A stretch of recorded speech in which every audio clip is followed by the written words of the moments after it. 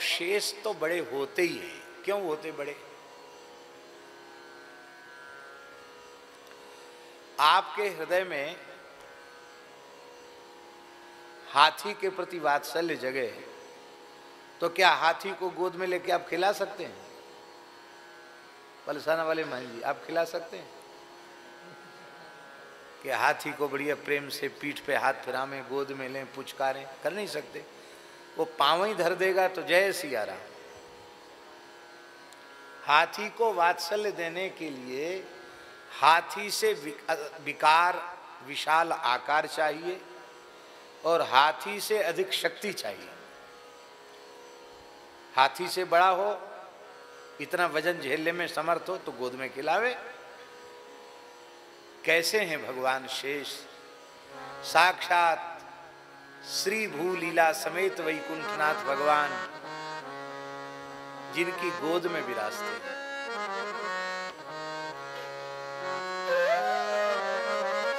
कितने हल्के हो गए भगवान।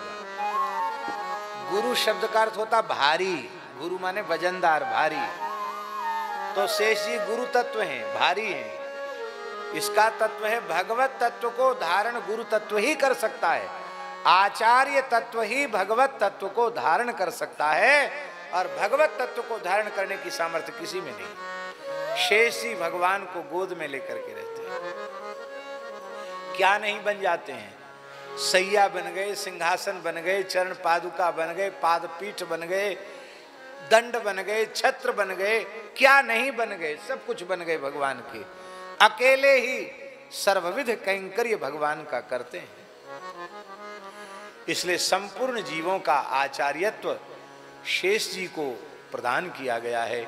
श्री शेष जी जीवाचार्य, वो बड़े हैं। का बिल्कुल ठीक शेष जी बड़े। और कोई बोलेगा सोधारी सिर शेष, शेष शिव भूषण कीनो। शंकर जी और शेष जी का बड़ा प्रेम है। और नाग तो उनके अंग प्रत्यंगों में है ही हैं, पर जो उनके कंठ में विशिष्ट जो हार है वो कौन है?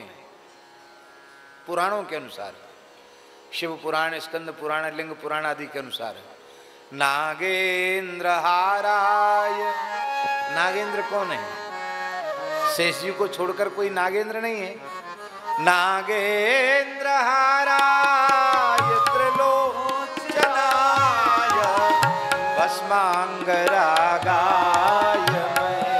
महेश्वराय नित्याय शुद्धाय दिगंबराय नमः शिवाय।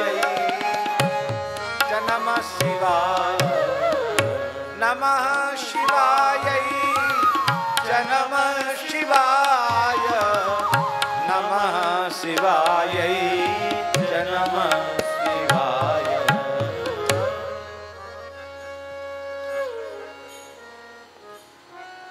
ये दोनों इतने प्रेमी क्यों हैं? अरे भाई, वैष्णव का वैष्णव से प्रेम होता ही है। परम भागवत श्री शेष जी और परम भागवत वैष्णव श्री शिव जी, वैष्णवानाम यथा शंभु। वालिया बाबा हमारे त्यागी तपस्वियों में कहते हैं कि धूना में अकेला लक्कड़ चैतन्य नहीं रहता। यहाँ भी श्री स्वामी अग्रदेवाचार्य जी महाराज का अखंड धूना है। धूना में अकेले लक्कड़ चैतन्य नहीं रहता। उसको चैतन्य रखने के लिए एक धूना में मोटा लक्कड़ होता, उसके सहारे एक लक्कड़ और थोड़ा ऐसे जोड़ के रखा जाता है, तो वो जलता रहता है। अकेला तो बुझ जाएगा। ध्यान में ही बात नहीं आई। जैसे धूना में अकेला लक्कड़ चैतन्य नहीं रहता और दूसरे के सहारे लपट उठती रहती है, लौ जलती रहती है, ऐसे ही अकेले वैष्णव वो आनंदित नहीं रहता। उसकी समान विचारधारा का वैष्णव मिल जाए और दोनों मिल जाएं तो नाम स्मरण की लौ लगी रहती है, भगवत स्मृति की लौ निरंतर लगी रहती है। दोनों ही परम नाम निष्ठ हैं।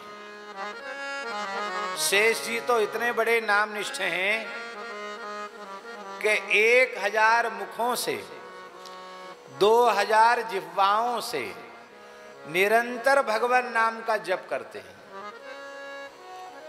और एक विशेष बात है, 1000 नाम रोज नए लेते हैं, नित्य नवीन एक सहस्त्र नाम का पाठ करते हैं, रोज नया सहस्त्र नाम। बाकी समय पुराने नामों का कीर्तन करते हैं, जप करते हैं। कब से हैं शेष जी? अरे ये प्रश्न ही गलत है। शेष माने क्या होता है? सब कुछ के नष्ट होने पर भी जो बच जाए, बाकी रह जाए, उसका नाम है शेष। इसका मतलब है कल्पांत में भी शेष जी का नाश नहीं होता। भगवान की वो नित्य मुक्त हैं,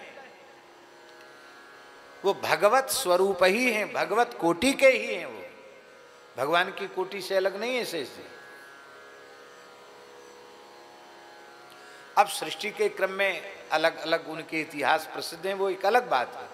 लेकिन मूलतः भगवान शेष इसीलिए शेष हैं कि महाप्रलय में ब्रह्मादि देवताओं का भी लोक और उनके सहित नष्ट हो जाता है, पर शेष जी सदा एक स्वरूप में अवस्थित रहते हैं, इसलिए उनको शेष कहा जाता है। इसका मतलब शेष सनातन है। सनातन माने सदा सर्वदा से हैं और सदा सर्वदा रहने वाले हैं। न उनका कोई आदि है न उनका कोई अंत है। ऐसे हैं भगवान शेष। तो अनादिकाल से नाम ले रहे हैं और अनंत काल तक लेते रहेंगे, फिर भी उन्होंने भगवान के नामों का पार नहीं पाया है। ऐसा है भगवान का नाम, ऐसी है भगवान की लीला, ऐसे हैं भगवान के स्वरूप। अद्भुत है। इतना स्वाद आता है शेष भगवान को नाम जप में कि जपते जपते जैसे किसी लालची व्यक्ति को मिठाई देखकर मुंह में पानी आ जाए, ऐसे ही नाम की मधुरता का आस्वादन करते करते शेष जी के मुंह में लार आने लग जाती है। अब लार को समेटना चाहिए, नहीं समेटेंगे तो वो नीचे चूने लग जाएगी, गिरने लग जाएगी। तो लार टपकने लग जाती है, लार की धार लग जाती है, पर शेष जी उसको जीभ से समेटते नहीं है। क्यों नहीं समेटते? उनको भारी लोभ है, भारी लोभ है। भगवान करें शेष जी ऐसा लोभ हम सब के भीतर हो जाए। किस चीज का लोभ है? रुपया कौड़ी का नहीं।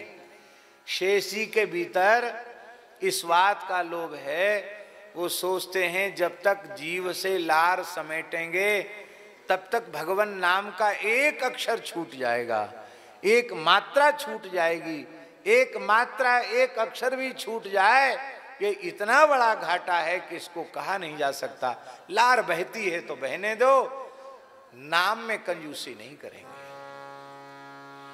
और वह उनके अधर से निकली हुई जो लार है वो एक अमृत कुंड के रूप में परिवर्तित हो जाती है। भागवत के 5वें स्कंध में लिखा है कि सनकादिक नारदादिक सिद्ध उस शेष भगवान के अधरामृत को पीकर नाम प्रेम में मतवाले हो जाते हैं।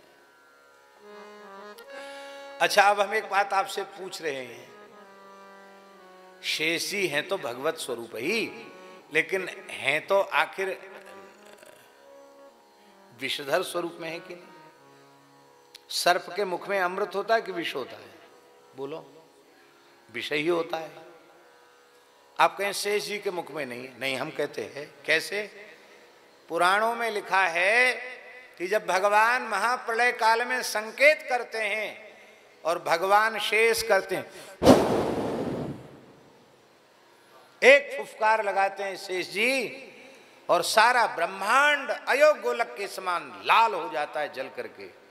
उनकी विशद ज्वाला से सारा ब्रह्मांड भस्म हो जाता है। एक फुफकार में इतना विष है कि सारा ब्रह्मांड जल जाता है। ये है शेष जी का, इतना विष है उनके मुख में। पर धन्य है नामामृत, नाम लेने की महिमा ये है कि उनके मुख से जो लार बहती है वो विष नहीं, उसमें अमृत है। इसलिए धन्यास्ते कृतिनः पिबन्ति सततम श्री राम नामामृतम।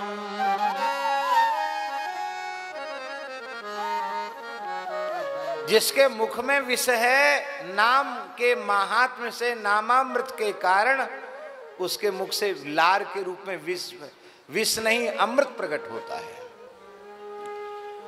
और जिनके मुख में विष नहीं है पर कालकूट विष को मुख में धारण कर लेते हैं, उन पे भी विष का प्रभाव नहीं होता। ये नाम की महिमा है।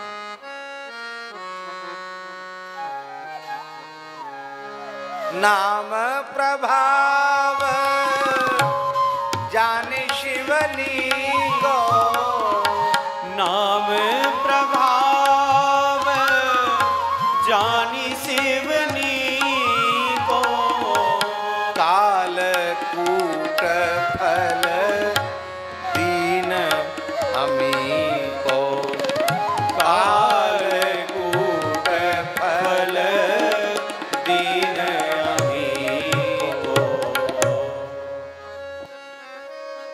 तो शेषी भी नाम जापक। और शंकर जी, तुम पुनि राम राम दिन राती, तुम पुनि राम राम दिन राती, सादर जपहु अनंग अराती, सादर जपहु अनंग अराती।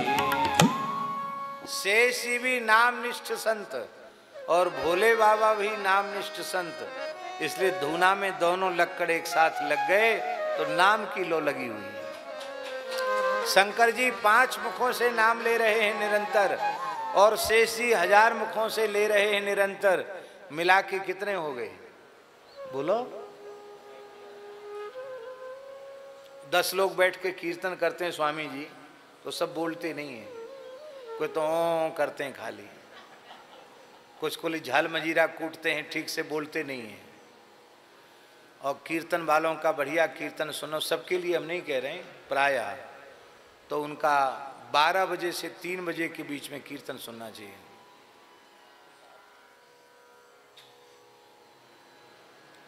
एक जगह वृंदावन की बात है, कीर्तन होता था तो 12 से 3 का कीर्तन सुना है आपको?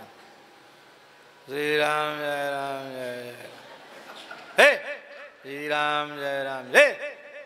क्या वो जो सो जाता उसको धक्का देते, माइक में आवाज आती। कभी ढोलक वाला थोड़ा ढोलक बजा देता, कभी मंजीरा वाला एक मंजीरा झम से कूट देता। ये 12 से 3 का कीर्तन है।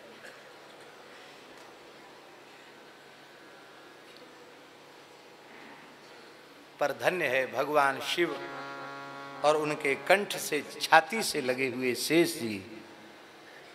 5 मुख से निरंतर वो नाम ले रहे हैं और ये 1000 मुख से नाम ले रहे हैं। आप विचार करो, एक तन मन प्राण की भावना एक जिनकी हो चुकी है, ऐसे भगवान के परम प्राण प्यारे परम भागवत, भगवान के परम शेषभूत भगवान शिव और भगवान शेष, ये जब मिलकर नाम संकीर्तन करें, 1005 कंठ के स्वर से नाम प्रकट होता होगा तो कैसा नाम का माधुर्य प्रकट होता होगा, उसको वाणी से नहीं कहा जा सकता। इसलिए छाती से लगे हुए हैं कथा कीर्तन के सुख के लिए।